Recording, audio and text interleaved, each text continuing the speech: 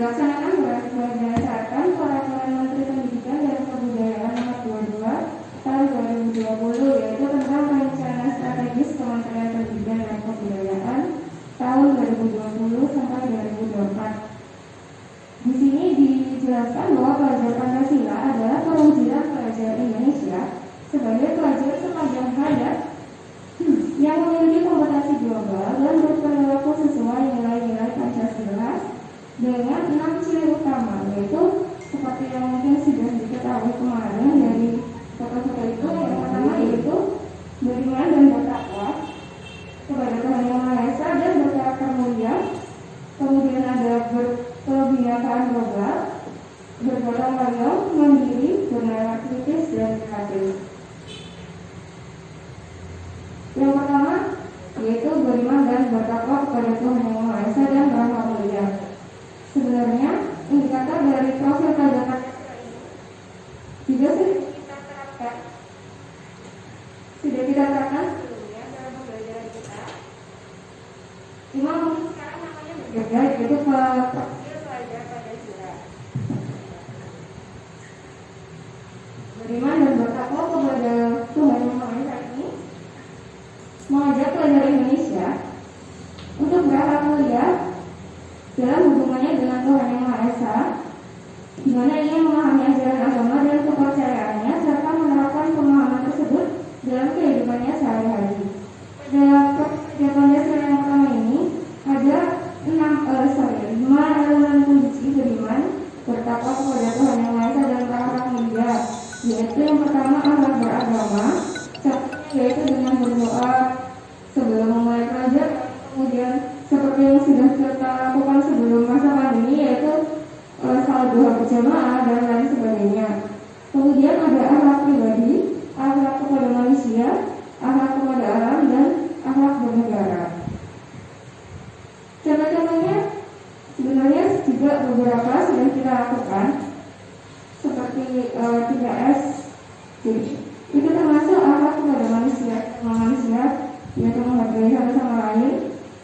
Dan akhlak kepada alam seperti misalnya pada bakti atau ikut bersih-bersih pantai dan sebagainya. Jadi kita tinggal melanjutkan sekaligus mungkin menambahkan hal-hal baru yang bisa dilakukan di masa pembelajaran jarak jauh seperti sekarang. Yang kedua yaitu berkebinekaan global. Warga Indonesia mempertahankan budaya luhur, kualitas dan identitasnya, dan tetap berpikiran terbuka dalam berinteraksi dengan budaya, sehingga menumbuhkan rasa saling menghargai dan kemungkinan terbentuknya budaya baru yang positif. Jadi sekarang bukan hanya nasionalis kita yang dituntut untuk dikembangkan, tetapi juga untuk menghargai dan mungkin mengetahui budaya-budaya global, sehingga kita bisa semakin memperbanyak hal-hal positif yang bisa kita lakukan. Elemen kunci berkebinekaan global yaitu mengenal dan menghargai budaya, baik budaya Indonesia sendiri maupun budaya global, kemampuan berkomunikasi interkultural dalam berinteraksi dengan sesama, kemudian refleksi dan tanggung jawab terhadap pengalaman kebinekaan. Contoh keterangannya yaitu biasanya ada mata pelajaran IPS dan bahasa Inggris atau penguasaan bahasa asing lain sebagai media untuk melakukan pergaulan global. Sedangkan mata pelajaran IPS-nya yaitu untuk mengetahui budaya dari luar Indonesia. Yang ketiga yaitu gotong royong. Pelajar Indonesia memiliki kemampuan gotong royong, yaitu kemampuan untuk melakukan kegiatan secara bersama-sama dengan sukarela agar kegiatan yang dikerjakan dapat berjalan lancar, mudah, dan ringan. Contohnya yang sudah kita lakukan mungkin seperti Jumat bersih, operasi semut, masak barang setiap Jumat yang dulu itu sudah termasuk gotong royong. Kemudian dalam pembelajaran jarak jauh ini penerapannya yaitu ketika anak bersama-sama mengajukan Kemudian untuk kalau di rumah mungkin anak mengerjakan tugas proyek yang melibatkan keluarga, contohnya seperti kemarin mungkin ada keluarga sehat seperti itu. Elemen juga terlain yaitu kolaborasi, kepedulian, dan berbagi. Contohnya yang kolaborasi itu tadi mengerjakan proyek di rumah dengan orang tua. Kepedulian mungkin seperti ketika mengikuti PR tapi dia tidak ada. Kemudian berbagi ya, seperti ketika ada bencana seperti ini ada menyumbang. Yang keempat yaitu mandiri. Pelajar Indonesia merupakan pelajar mandiri, yaitu pelajar yang bertanggung jawab atas proses dan hasil belajarnya. Elemen kuncinya yaitu kesadaran akan diri dan situasi yang dihadapi. Seperti sekarang, kan kita belajarnya online atau daring. Jadi anak-anak belajar mandiri di rumah, kita memberikan materi. Mereka belajar sendiri di rumah. Yang kedua, regulasi diri. Kalau dulu sebelum masa pandemi mungkin contohnya adalah mengunjungi perpustakaan, mencari ilmu baru. Jadi mereka kan bisa baca-baca sendiri di perpustakaan dan memilih buku apa yang mereka mau baca. Yang kelima yaitu bernalar kritis. Pelajar yang bernalar kritis mampu secara objektif memproses informasi baik kualitatif maupun kuantitatif, membangun keterkaitan antara berbagai informasi, menganalisis informasi, dan mengevaluasi serta menyebarkannya. Elemen kuncinya ada 4, yaitu memperoleh dan memproses informasi dan gagasan, menganalisis dan mengevaluasi penalaran, kemudian merefleksi pemikiran dan proses berpikir, serta mengambil keputusan. Contohnya hal yang sederhana dalam pembelajaran kita sendiri, yaitu ketika siswa bisa membuat pertanyaan berkaitan dengan suatu bacaan tertentu atau suatu gambar tertentu.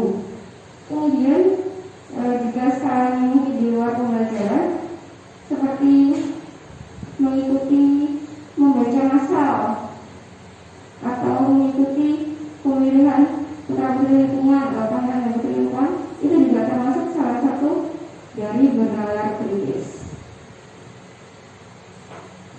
Indikator yang terakhir yaitu kreatif, di mana pelajar yang kreatif mampu memodifikasi dan menghasilkan sesuatu yang orisinil, bermakna, bermanfaat, dan berdampak. Contohnya yaitu ketika siswa memamerkan hasil karyanya dalam bahasa, termasuk juga ketika siswa mengikuti ekskul ataupun mengikuti lomba-lomba dan olimpiade, baik yang dari sains maupun olahraga, seni dan sebagainya. Kemudian ada pengembangan PPP di sekolah. Ada 4 cara pengembangan. Yang pertama yaitu melalui keteladanan dan pembiasaan, di mana hal ini dilatihnya dengan alur seperti ini. Diajarkan, jadi kita memberitahu dulu apa kelakuan yang harus mereka biasakan, memberi contoh, kemudian dibiasakan. Contohnya dengan setiap hari kita mengajak siswa untuk berdoa sebelum memulai pembelajaran. Kemudian dilatih konsisten. Jadi kita harus terus melatih mereka dalam artian mengajak setiap hari, mengingatkan setiap hari, sehingga nantinya dapat menjadi kebiasaan. Kalau sudah menjadi kebiasaan, maka mereka tanpa diingatkan pun, kalau kita kelupaan, mungkin mereka yang sudah akan melakukannya sendiri. Kemudian setelah menjadi kebiasaan, akan menjadi karakter. Kalau sudah menjadi karakter, mungkin meskipun bukan kita lagi yang mengajari, mereka akan terus melaksanakan kebiasaan baik tersebut sehingga menjadi budaya. Kalau sudah membudaya, pasti teman-teman sekitarnya akan ikut melakukan kebiasaan baik tersebut. Yang kedua adalah dalam pembelajaran. Bisa diselipkan dalam pembelajaran seperti contohnya tadi bernalar kritis, ketika siswa menanya dengan sesuai dengan materi atau gambar yang kita sediakan. Ketika siswa juga mungkin mengkritis apa yang menurut dia kurang tepat, itu termasuk dalam pengumuman DPP di sekolah dalam pembelajaran. Kemudian kesiswaan ini biasanya dilakukan melalui pembinaan kesiswaan seperti ekskul atau seperti pembinaan olimpiade dan lain sebagainya.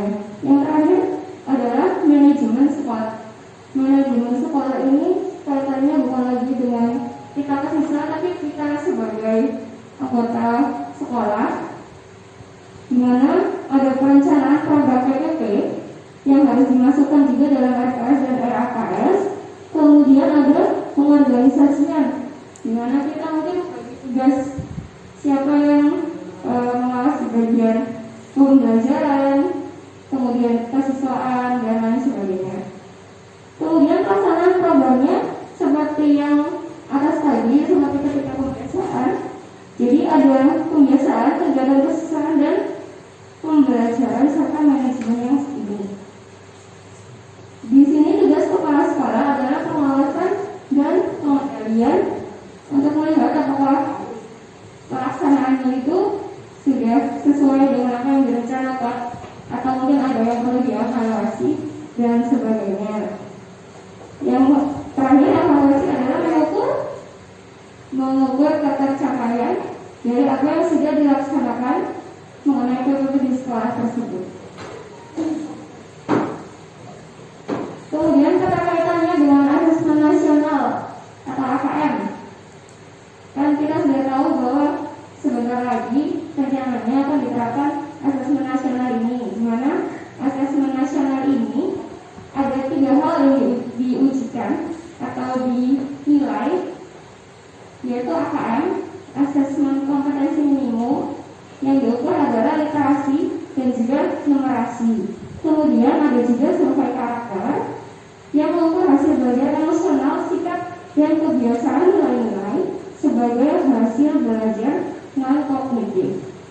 Yang ketiga yaitu survei lingkungan belajar, mengukur kualitas pembelajaran dan iklim sekolah yang menunjang pembelajaran. Jadi hasil penerapan PPP tadi akan termasuk ke dalam survei karakter dalam asesmen nasional ini. Yang terakhir saya akan sedikit memberikan contoh penerapan integrasi PPP dalam RPP yang sudah saya buat. Jadi nanti bagian awal RPP-nya sama seperti RPP kita yang sebelum-sebelumnya, ada unit kerja, nama, tujuan, KD. Ya, jadi yang beda mungkin di bagian langkah-langkah pembelajarannya aja. Di sini contohnya, ini kan RPP daring ya, jadi yang pertama mungkin kita mau share yang akan kita laksanakan, kemudian mengawali Zoom dengan salam dan mengingatkan siswa untuk tetap mematuhi protokol kesehatan. Kemudian di sini ada siswa wajib berdoa. Ini sudah termasuk dalam penerapan PPP yang pertama, yaitu intah atau intah. Dan yang kedua, bersama-sama membaca Pancasila.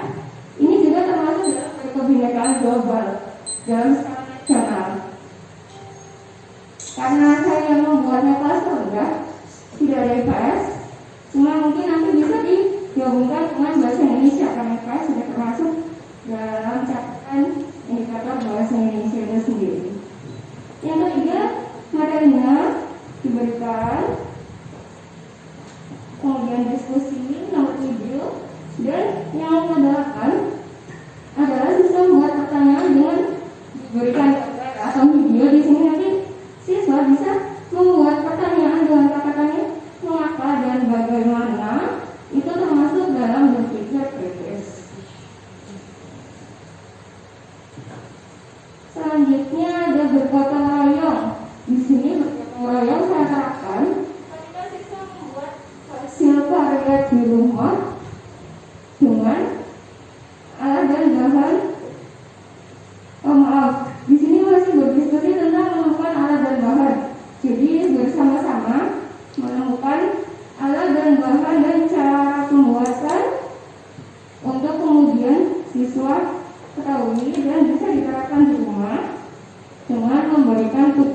mandiri. Nomor 10 yaitu bisa membuat hiasan pot dari botol. Ini termasuk mandiri karena mereka membuat sendiri di rumah, dan kreatif karena pasti hasilnya berbeda-beda berdasarkan kreativitas siswa. Selanjutnya siswa diminta mengumpulkan video atau foto pembuatan. Ini masih termasuk lanjutan dari kegiatan kreatif yang tadi. Dan selanjutnya melanjutkan materi mengenai pembubahan dan seterusnya sampai akhirnya yang terakhir kembali dalam penerapan hikab, yaitu mengakhiri pembelajaran dengan salam penutup dan doa. Jadi sebenarnya kita tanpa sadar sudah menerapkan dalam pembelajaran kita, cuma mungkin labelnya sekarang berbeda. Kalau dulu kan tidak ada yang berkata lain, mungkin ada dalam KC, tapi seperti kreatif dan berkebinekaan global kan dulu mungkin belum ditulis sebagai indikator PPP. Jadi sekarang kalau membaca PPP bisa ditulis juga indikator PPP apa yang kita akan dalam pembelajaran tersebut. Ini adalah website dari karakter dan PPP itu sendiri. Di sana ada beberapa banyak video-video yang merupakan contoh dari penerapan PPP ini yang bisa diberikan kepada siswa kalau mau, atau bisa diterapkan juga dalam pembelajaran kita. Demikian presentasi dari saya. Jika ada yang mau bertanya, saya persilahkan.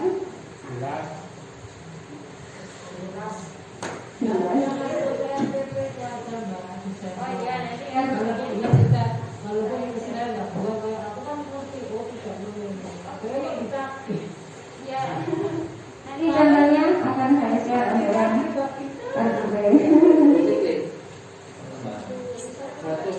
mungkin ada yang lain tanyakan.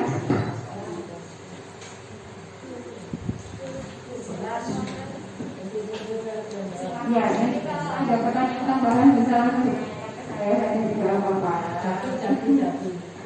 Ya, jadi saya akhiri presentasi dari saya. Terima kasih atas perhatiannya dan mohon maaf kalau ada salah kata. Assalamualaikum warahmatullahi wabarakatuh.